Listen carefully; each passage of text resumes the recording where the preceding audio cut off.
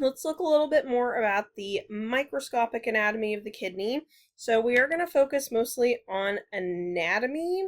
We'll touch a little bit on some of the physiology just to kind of tie in why these anatomical structures are important, but you will be going into a bit more detail in kidney physiology when you take an actual physiology class. But for now, we are going to focus mostly on just the anatomy itself.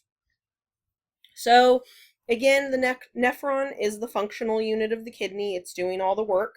So it's going to form urine through 3 different processes: filtration, reabsorption, and secretion. So we'll touch a little bit on each of those concepts. But again, we're not going to go into a massive amount of detail in this class. The nephron's also going to help with controlling blood pressure, and this does tie into this urine formation process. Kidneys are also responsible for signaling the production of new red blood cells. We talked about that a little bit with the endocrine system chapter. And then they're also really important for calcium absorption, which is really important for bone strength, muscle contractions, nerve signaling, and a bunch of other stuff.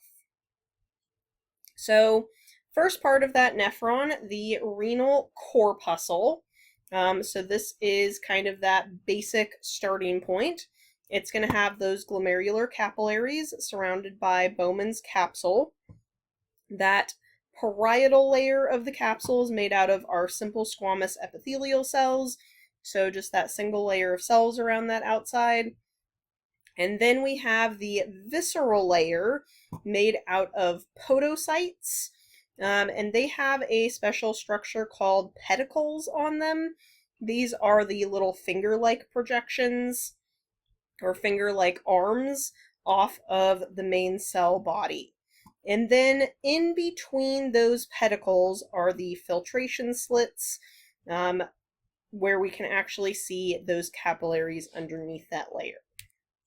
So just for fun, this is what an actual glomerulus looks like coming out of a mouse.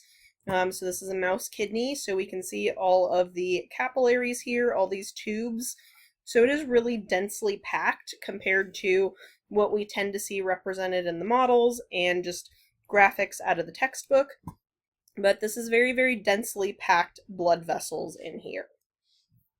And same idea, mouse glomerulus, but this time we have a broken capillary, so we can see into that glomerular capillary right there.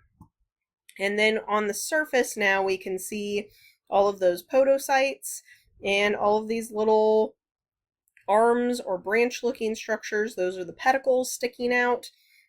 Interestingly, something that we're going to talk about here in just a moment, if we look at the inside of this capillary, you can see all of these little indentations, and that is because we are looking at fenestrated capillaries here.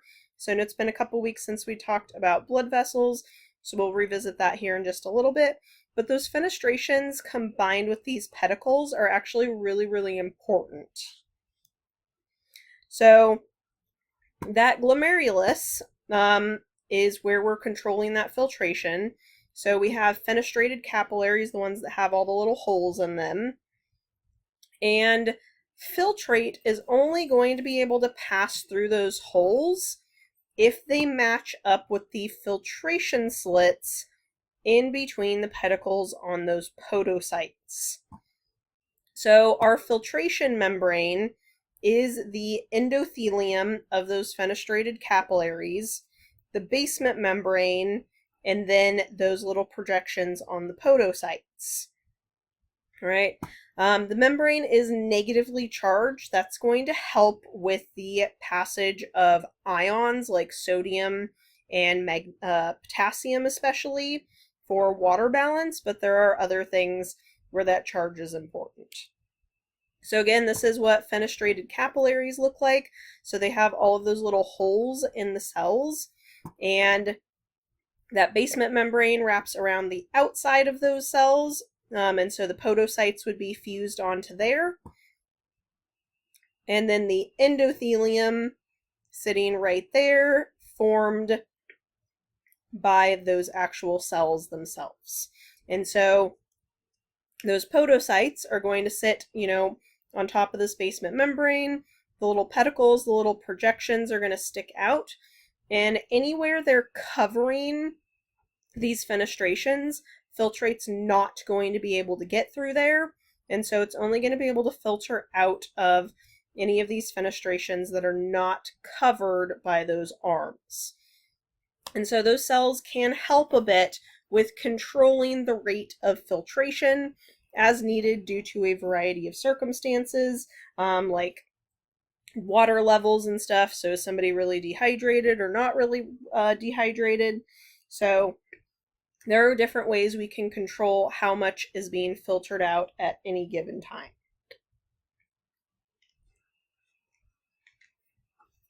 Our next section is the juxtaglomerular apparatus. And this is a really important part of the nephron because it's one of the key areas that's helping to regulate blood pressure. And it has a special structure in it called the macula densa. These are a bunch of cuboidal cells found in the distal convoluted tubule. And so we'll touch on that a bit more in here in just a moment. And then we have juxtaglomerular cells.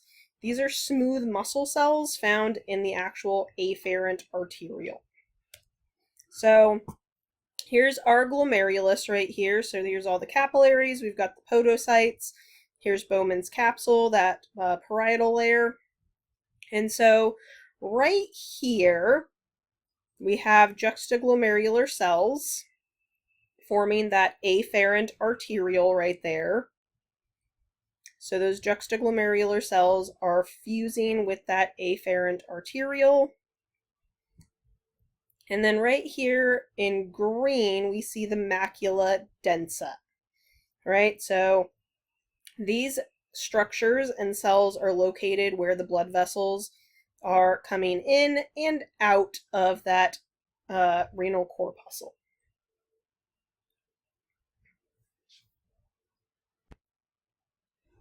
So again, as we saw on the previous slide, macula densa are cuboidal cells found in the distal convoluted tubule. All right, and so the distal convoluted tubule is not directly connected to the renal corpuscle, but these cells are still really important. So the macula densa cells, these cuboidal cells, are going to help monitor fluid composition of what's flowing through that distal convoluted tubule. So basically, what percentage of that fluid is water, what percentage is different ions and electrolytes and other stuff like that. So that's a really important thing for those cells to be detecting. The juxtaglomerular cells over here are going to be able to kind of help basically start contracting or relaxing in response to substances released by the macula densa. So the macula densa can release either ATP for energy or a chemical called adenosine. So that's the first part of ATP. And so they can release that, which will trigger these juxtaglomerular cells to contract or relax. All right. And that's going to help regulate blood flow into the glomerulus because this afferent arteriole is coming into all of these glomerular capillaries. Second function of the macula densa cells are going to regulate the production of a substance called renin or renin. I've heard it pronounced both ways. And it is a protein, much like a couple others, angiotensin 1 and angiotensin 2, as well as the hormone antidiuretic hormone or ADH, and then aldosterone also. These are all going to help with, again, that fluid regulation. So controlling how much water gets retained. So how much water are we saving out of this filtrate? And that's going to help affect blood pressure ultimately, because more water within our bloodstream is going to help increase blood pressure. And so obviously we don't want that to be too high, which is why some blood pressure medications are in a class called diuretics, which means that it's going to encourage the kidneys to get rid of more water. Whereas other people who tend to have low blood pressure or have low blood pressure through certain conditions, they need to drink a lot more water in order to make sure that they're not getting rid of too much of that water.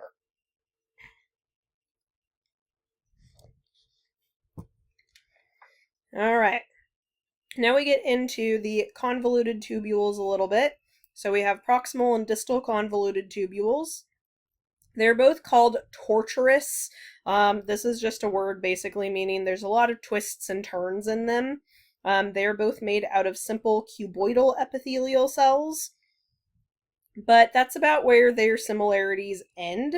So the proximal convoluted tubule is going to have tons and tons of microvilli, creating this brushed border. So very similar to what we saw in the small intestine when we covered the digestive system. And the reason for this is very similar to the small intestine, is these microvilli, this brush border, are going to expand the surface area so that we can absorb more solutes or get rid of more solutes like sodium, chloride ions, glucose, and stuff like that. So that is very, very important for this region of the nephron. So the cells here, these cuboidal epithelial cells, are actively transporting sodium, potassium, chloride, and other things across the membrane. And so they're going to have lots of ATP also. The distal convoluted tubule has far fewer microvilli, far fewer mitochondria. They're also going to be much shorter in length, or this whole tube system is much shorter in length. We don't need as much time in this particular part of the tube system. So these cells are not as active, which is why they don't have as many mitochondria, but these cells do still need to pump ions against their concentration gradient, so we are still doing active transport, just not as much. So they just don't need as much surface area or as many energy generators as the proximal convoluted tubule cells do.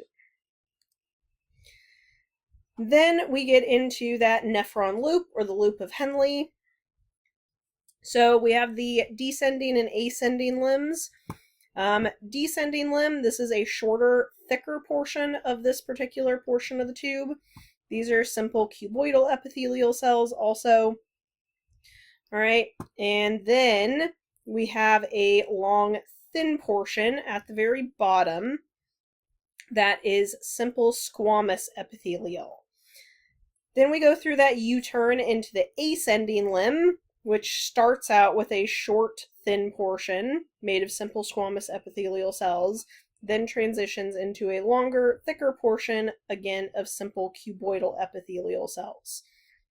So we do this kind of transition of cell types and stuff like that as we proceed through this nephron loop. And that U-turn, that hairpin turn, is going to obviously be simple squamous epithelial cells, since that's where we're ending descending limb and starting the ascending limb.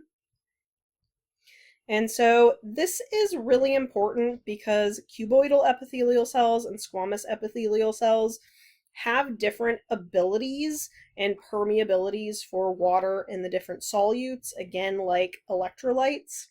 And so being able to better get rid of or retain certain substances in different regions is really, really important. Then we get into the collecting duct. This is continuous with the distal convoluted tubule, so they're fused together is what that means. Collecting duct is not part of the nephron. It's a separate structure, and it's going to have multiple distal convoluted tubules emptying into that one collecting duct. And then those were all fused together and empty into a minor calyx at that renal papilla. It's going to have more simple squamous epithelial cells. And this is a really cool structure. So when we produce that antidiuretic hormone, the cells in the collecting duct can actually insert what are called aquaporin channels into this tube, so that we're retaining water, which is really, really cool. So here's an aquaporin water channel. So here's our cell membrane, that phospholipid membrane, and we put this water channel in so that we can help retain that water.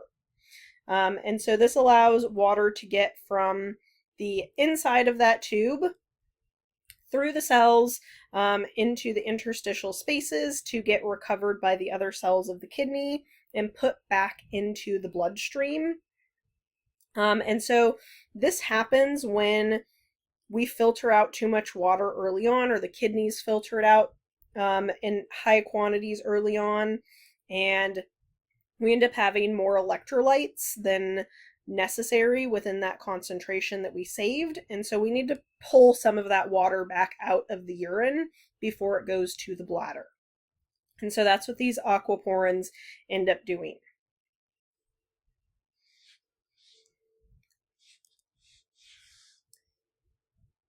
All right, that wraps up the microscopic anatomy. We'll carry on in the next video talking about the rest of the urinary tract.